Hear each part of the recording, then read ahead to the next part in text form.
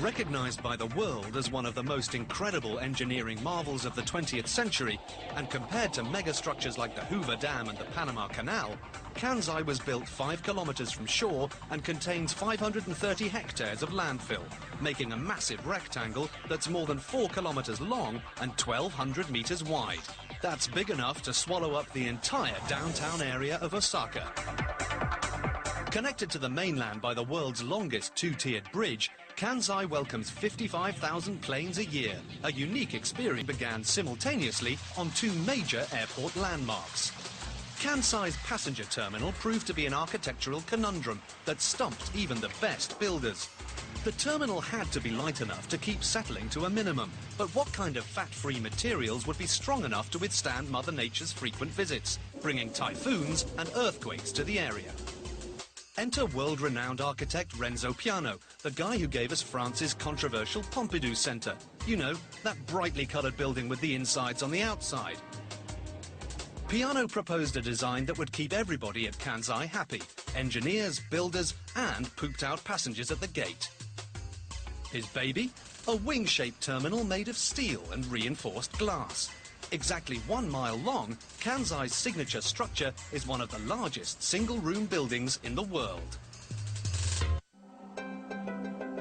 The next crucial challenge in completing this airport was the ultimate question of access. If you stick an airport out in the middle of the water, how on earth do you get delivery trucks packed with peanuts and minivans loaded with luggage in and out efficiently? The answer came along with the construction of the Skygate Bridge. With the use of floating cranes, workers built each of the bridge's piers one at a time, cementing the pieces together like giant toy building blocks. Today, it's the world's longest double-decker truss bridge. At 3,750 meters long, it carries 6 lanes of traffic on top and 2 trains below. Just high enough for boats to pass under, yet low enough for jets to fly over.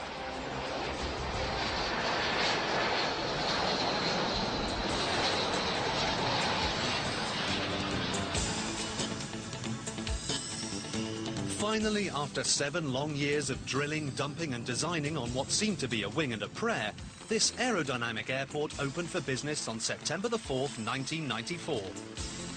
The secret's out. The Kansai engineering team is so confident in their triumph over the ocean, they're actually at it again, building a second island with a second runway.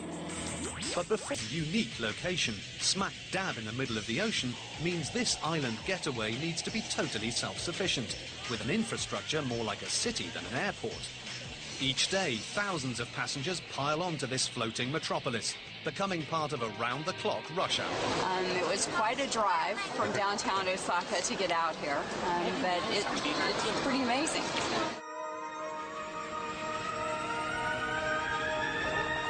But because all roads don't lead to Kansai, actually just one, planners designed a myriad of mass transportation to bring both workers and passengers to the airport from all over Western Japan. It's a commuter's dream, and not a smelly cab in sight. Futuristic bullet trains like the Nankai Rapido move you in minutes to Osaka, traveling in style. Japan Railway's metro trains make several convenient stops for commuters who work at Kansai. High-speed ferries bring air travellers from Kobe across the bay. And let's not forget the luxury taxis or the over 20 limousine bus lines that serve Kansai. It is convenient because other provisions to protect the airport on land.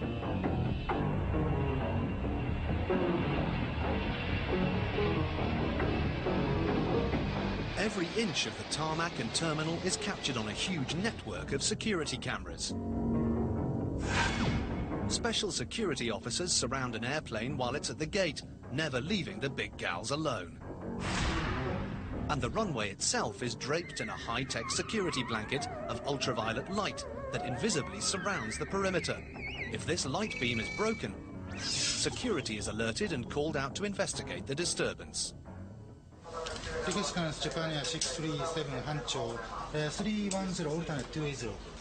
Observing from their perch high above the runway, Kansai's air traffic control operators take command, securing the friendly skies, making sure they stay that way with a 360-degree view of things above and below. The height of this control tower is decided to be able to see every parking place for airplane from control tower. Assuring that nothing gets lost in translation, controllers converse with pilots from every corner of the world, safely talking them through the ups and downs of the day. But Kansai here, airport planners built their own utility facility. The Kansai power plant makes sure nobody's left in the dark.